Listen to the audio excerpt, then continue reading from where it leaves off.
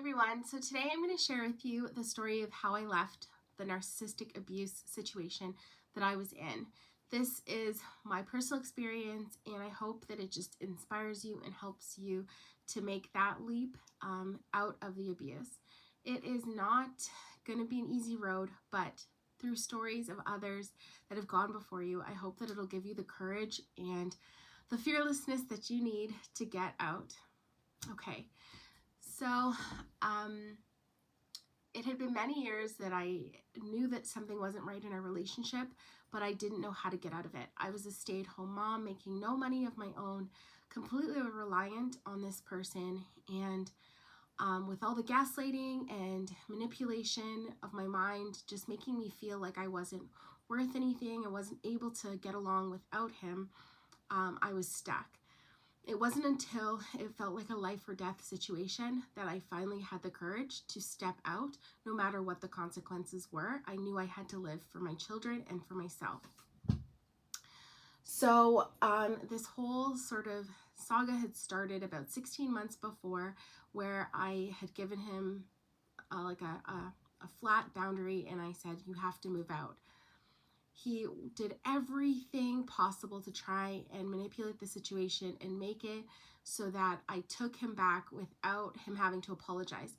Going as far as packing up his things, planning to move out, telling me he's going to sign a lease, just trying to scare me into feeling like I don't know what life is going to be like without him, so I better keep him.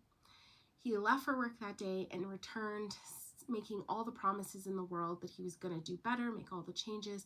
And to me, it was like oxygen in the room. I just needed to hear that being said, because all I wanted was my happy family. I wanted a father for my children. I wanted a husband that loved and adored me, and that we just built this beautiful life together. So I was willing to take his future faking and his words and trust him once again and continue working on it.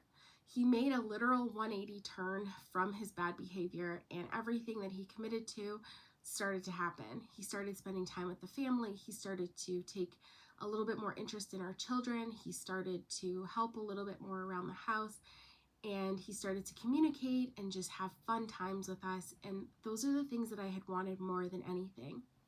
But one of the major things that I asked of him was that he had to go to counseling. He needed to go to counseling on his own, and I would begin going to counseling with him after a certain amount of time when I felt he was committed to the counseling. Because for the past 10 years, I'd been going to counseling on my own, and it wasn't working as a one-sided counseling thing. It needed to be two people working towards their marriage together in counseling. He had a lot of work to do on his personal side, so I wanted him to start doing that work, and then we could begin to work on our couple's issues together with a counselor.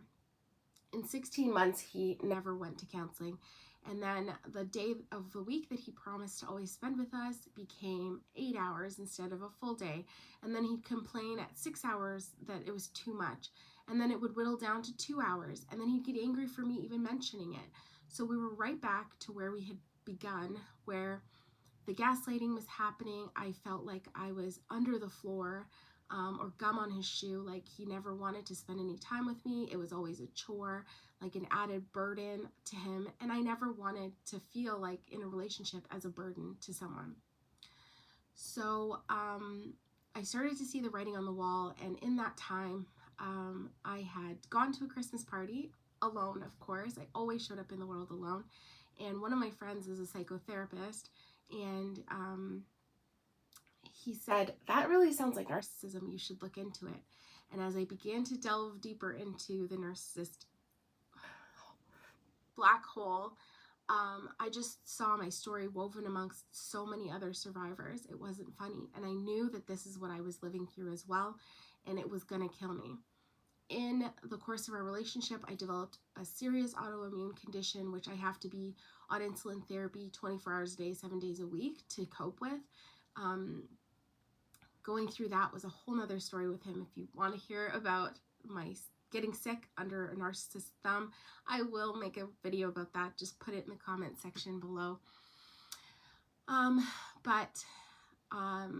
So this time around, I started to get sick again, and I went to the doctor, and I was getting all this blood work done, and We were trying to figure out what was going on. My thyroid was messed up and my adrenals were completely shot. And adrenals don't easily get shot. They get shot from living under years and years and years of fight or flight, and years and years and years of just pressure and stress and worry. And my body was falling apart and exhausted. My hair was falling out. Like, I would comb my hair and I'd think I don't have anything left on my head, because I would have clumps and clumps of hair just coming out. And so I knew something was really wrong, and my body was screaming at me to get out of this relationship. I just wasn't listening at the time. So fast forward a little while, and my best friend and I go out for my birthday, and we're at a spa and we're just enjoying our time. And this lady and her daughter were there, and the lady looked really sad and her daughter was very angry. Her daughter was probably about 20 years old. So we got chatting with them and they shared their story. Like, nothing in our lives happens for no reason. I needed to hear these people's stories to give me the push that I really needed to get moving. So she shared that she had been in a bad marriage for 30 years and that she got a blood disorder that was so bad that she almost died. It was a rare cancer that very few people knew about, and that she had actually bled out in an airport, and they really thought she wasn't going to be able to be saved before they figured out what it was. And her daughter at 20 years old was angry with her because her daughter knew that it was a really bad relationship with their father, and was heartbroken that her mom stayed. So I had a chance to talk with the daughter, just her and I, and she told me that her mom is an amazing person. She loves her so much, and it hurts her to see her in this abusive relationship for all these years. And it was at that moment that I knew that I had to get out for my own life, and also not to ruin the life of my children. They were stressed.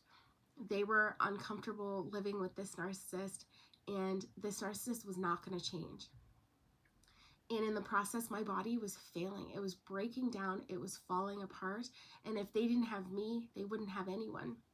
So I knew that staying wasn't the right answer. And I never wanted one day for them to wake up at 20 years old and be angry with me for staying when I thought I was doing the right thing. So I had to get out. I had to figure out a way. So that day, I made the decision. I was going to make a 90-day plan, because I'm a very authentic person. I can't fake anything. And so trying to stay to make a long-term plan to escape wasn't going to work. Like, I needed to get out as quickly as possible to keep my authentic self. And because I have no poker face, I can't lie, like, he was going to figure it out. So I gave myself a 90-day window that I was going to start a business. I was going to put away a little bit of money, and I was going to get out.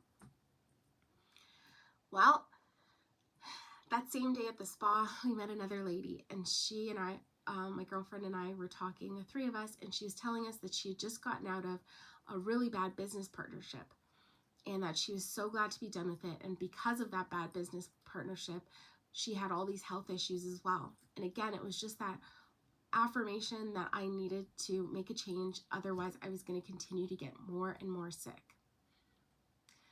So the decision was made that day, and I went home and I tried to act the best I could and as normal as I could, knowing what was in the back of my mind, that this abuse could not continue, it wasn't going to change, and that I was going to die under it unless I did something to help myself.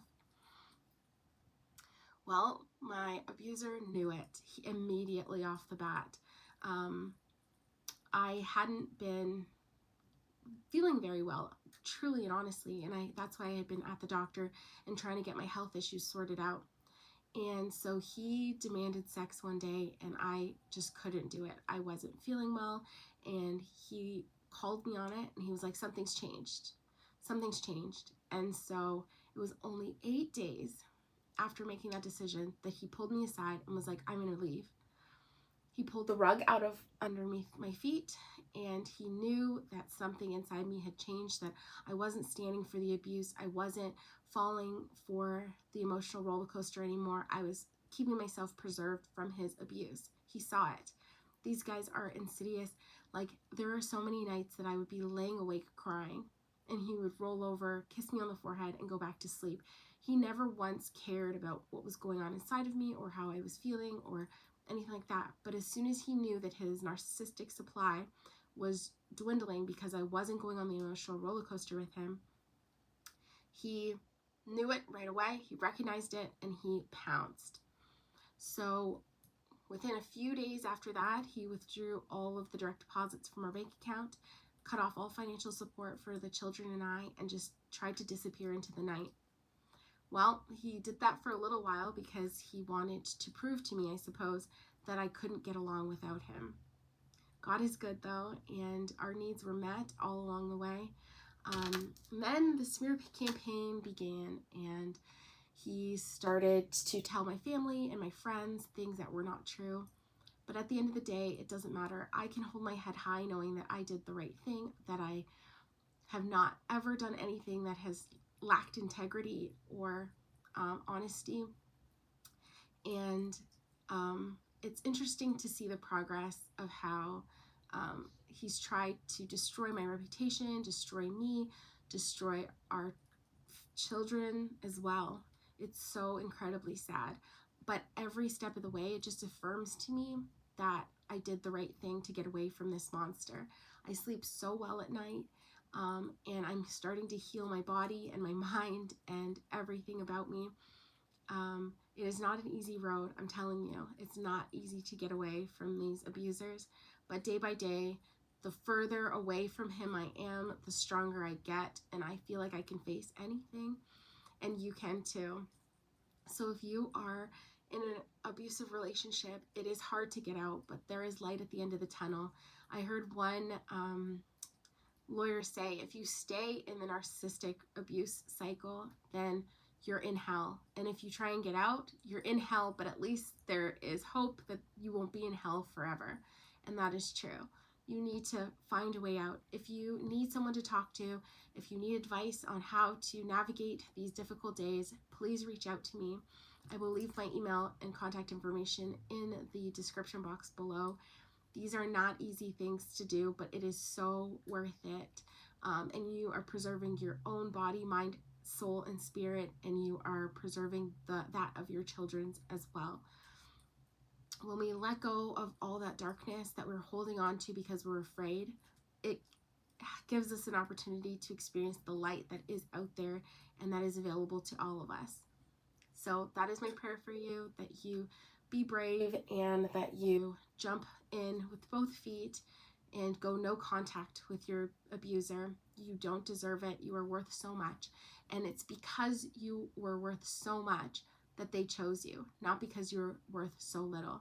They chose you because you had so much value, and they crave that light and they want to crush it and extinguish it to make themselves feel better. This is pure evil, and it is really something that you have to strive hard to get away from, but it's worth it, and I promise you that. You got to do it in a safe way though.